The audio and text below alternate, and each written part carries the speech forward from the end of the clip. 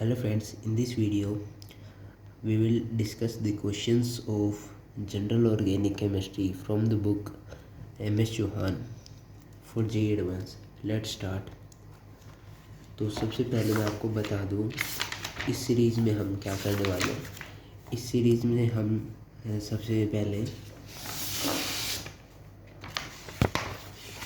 हम organic chemistry को जो भी हमारी 11th की उसको हम कंप्लीट करेंगे, सारे क्वेश्चन सोल्व करेंगे और जो भी आपका बैकलॉग है उसे पूरा करेंगे। आपको नोट्स चाहिए तो आप कमेंट सेक्शन में मेंशन कर देना, मैं पीडीएफ डाल दूँगा उसकी।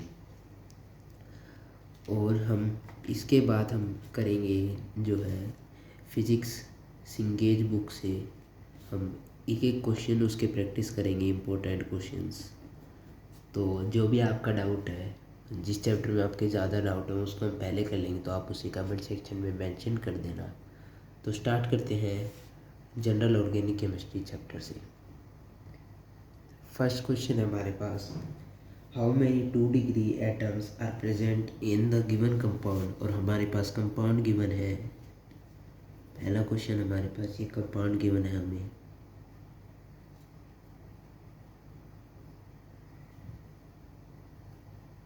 इसमें number of 2 degree hydrogen atom बताने कितने होंगे। तो ये हमें बताना है, बहुत सिंपल सा क्वेश्चन है।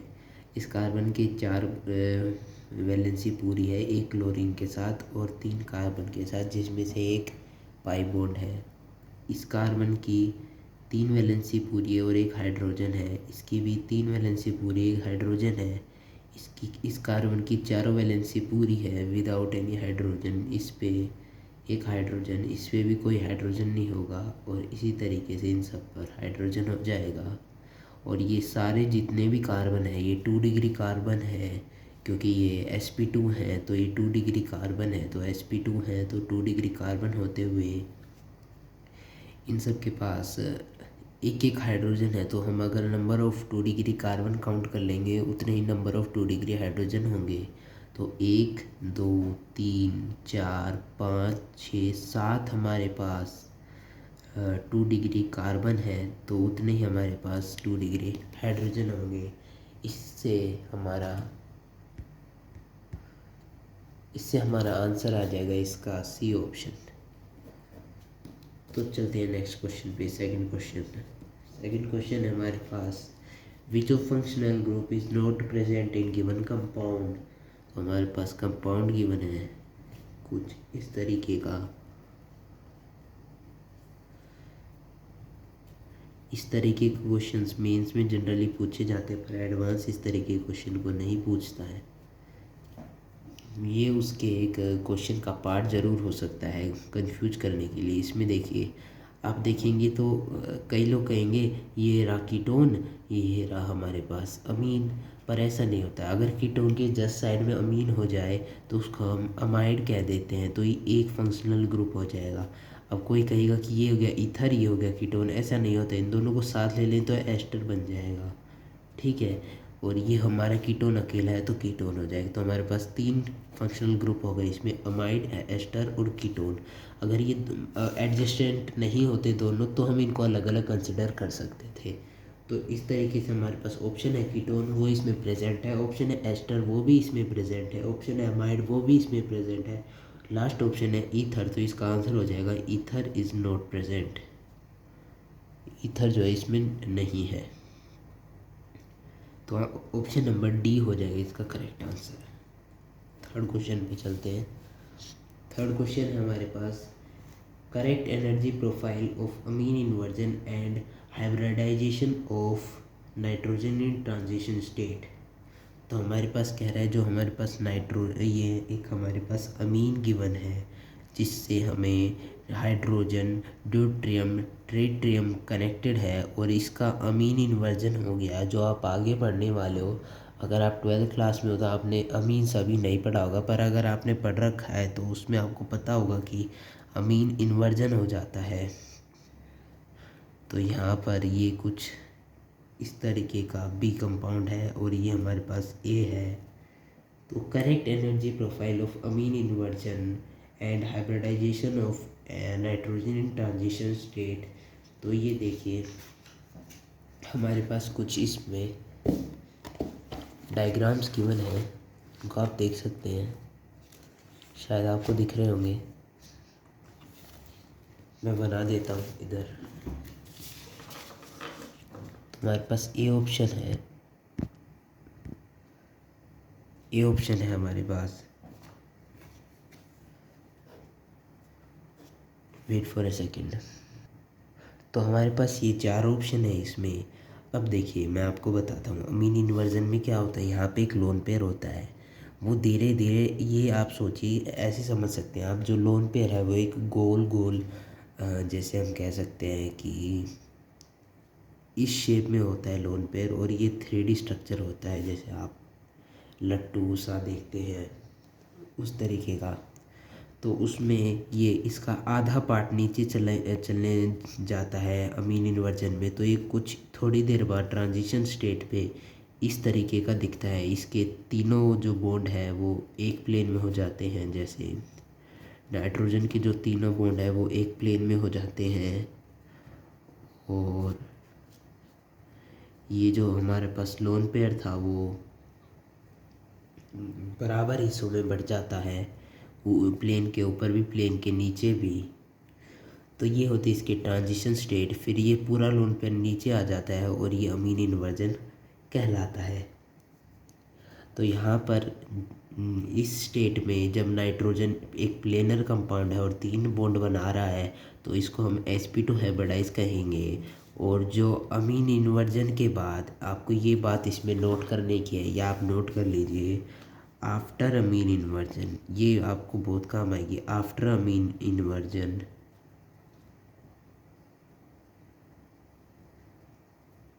एनर्जी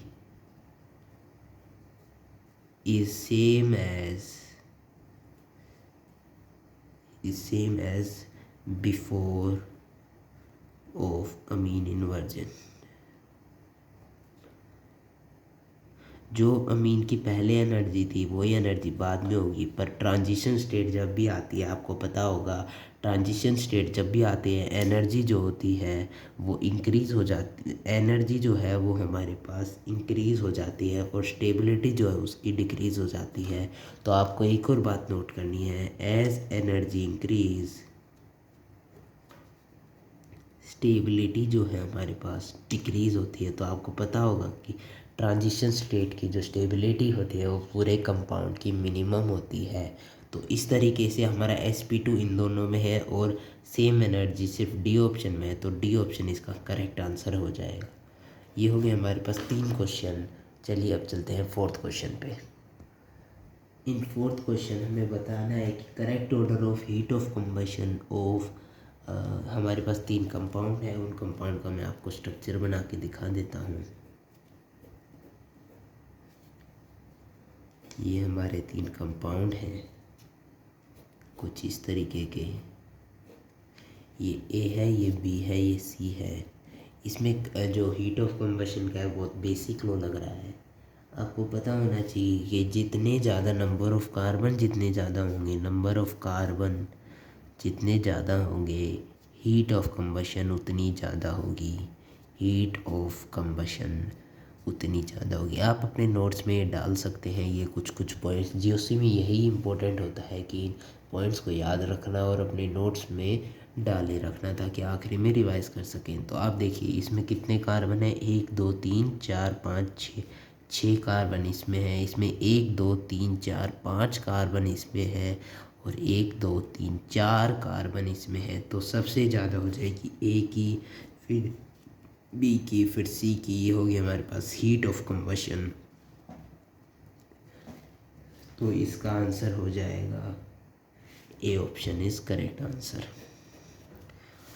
चलिए 5th क्वेश्चन देखते हैं। 5th क्वेश्चन पे क्या है, 5th क्वेश्चन कह रहा है कि which of following is not a resonate structure of the other. तो हमारे पास कुछ रेजोनेटिंग स्ट्रक्चर बना रखे हैं, वो मैं जल्दी से बना देता हूँ। देखिए अब इधर इस क्वेश्चन में हमें पूछा है कौन सा एक दूसरे का रेजोनेटिंग स्ट्रक्चर नहीं है।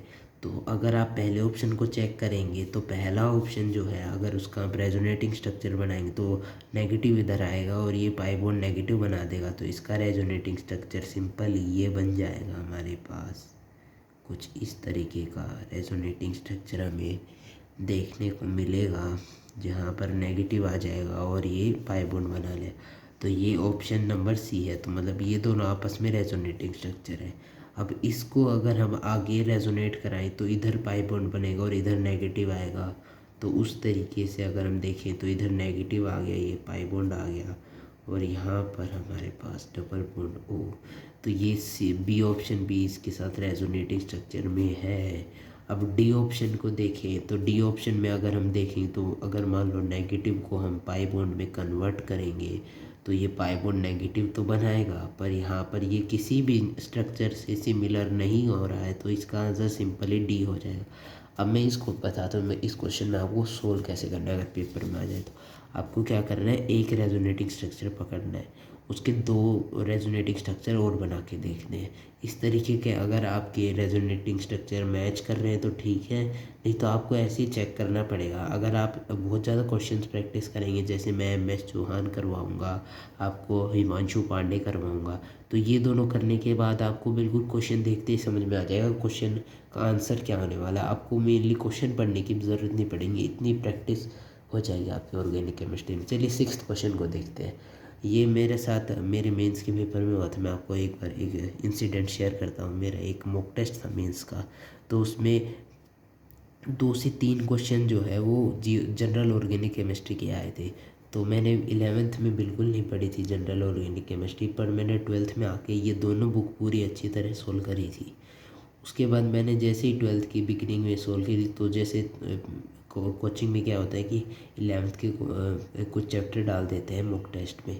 तो जैसे ही वो डाले गए तो उसमें 2 से 3 क्वेश्चन आ गए जीओसी आइसोमेरिज्म के। तो मेरे को इतना कॉन्फिडेंस था उन क्वेश्चंस पे, मैंने बस ऊपर ऊपर से क्वेश्चन पढ़ा, जैसे ये रेजोनेटिंग स्ट्रक्चर अच्छा फिर ऑप्शन पढ़े तो मैं ऑप्शन पे सीधा टिक कर दिया, क्योंकि मेरे को कॉन्फिडेंस था क्वेश्चन पे कि मैं हाँ यही पूछना चाह रहा होगा, मैं क्वेश्चन समझ गया था। तो इस तरीके से आपको प्रैक्टिस करनी है ताकि आपकी ऐसी पकड़ बन जाए ऑर्गेनिक केमिस्ट्री। चलिए हम 6th क्वेश्चन पे देखते हैं बिना टाइम वेस्ट किए।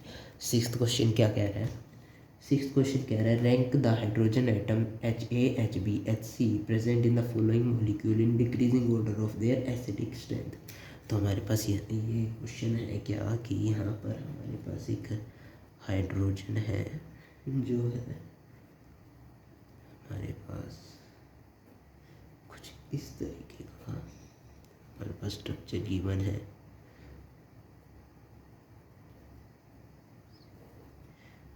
HB है ये अच्छे। तो आप सिंपली इसमें बताना है कौन ज़्यादा एसिडिक हाइड्रोजन है। चलिए देखते हैं। तो अगर हम देखें कि आपको पता होगा कि इस स्ट्रक्चर को अगर हम उस फॉर्म में लिखें तो ये कुछ इस तरीके का है, इस तरीके का कुछ स्ट्रक्चर है ये। तो अब उसने कहा क्या कहा, उसने कहा पहली हाइड्रोजन मैंने इससे निकाली, माने HA। तो HA में क्या होगा, सिर्फ 2 अल्फा H होंगे और कोई रेजोनेंस नहीं होगा, नो रेजोनेंस, ठीक है। अब देखिए, अब अगर हम HB की बात करें, HB में क्या होगा, 3 अल्फा H होंगे। जैसे HB की बात करिए, B हो गया तो इसमें 3 अल्फा H होंगे, 3 अल्फा H होंगे और उसके साथ साथ हमारे पास एक जो हमें हमारा O के साथ रेजोनेंस होगा, एक O के साथ रेजोनेंस में जाएगा, ठीक है, नेगेटिव। अब अगर इधर की बात करें, HC की बात करें तो वो होगा 2 O के साथ रेजोनेंस, ठीक है, 2 O के साथ, नो हाइपर कॉन्जुगेशन, ठीक है। तो आपको पता होगा कि रेजोनेंस जो है वो हाइपर कॉन्जुगेशन से ज़्यादा डोमिनेटिंग इफेक्ट है। तो इससे HC जो है वो HB से तो जीत गया और HB HA से जीत गया, क्योंकि इसमें हाइपर कॉन्जुगेशन है। तो ये हो गई इसकी स्टेबिलिटी की। और जो स्टेबिलिटी का ऑर्डर होता है, मतलब नेगेटिव बनने के बाद जो कॉन्जुगेट बेस की स्टेबिलिटी का ऑर्डर होता है, वही ऑर्डर होता है हमारे पास एसिडिक स्ट्रेंथ का, जो जिसे मैं लिख देता हूँ, जो कॉन्जुगेट बेस की स्टेबिलिटी का ऑर्डर होता है, स्टेबिलिटी का ऑर्डर होता है वो ही एसिडिक स्ट्रेंथ का ऑर्डर होता है। तो आपको ये नोट कर लीजिए, मैंने बोल दिया है, बाकी आपको समझ में आए तो ठीक है, नहीं तो मैंने इसको प्रोनाउंस कर लिया है। तो देखिए ये हो गया हमारे पास 6 क्वेश्चंस जनरल ऑर्गेनिक केमिस्ट्री के। ऐसे ही मैं कुछ डेली ज़्यादा क्वेश्चन लाने की कोशिश करूँगा। तो आज की वीडियो में बस इतना ही। Thank you for watching. Bye.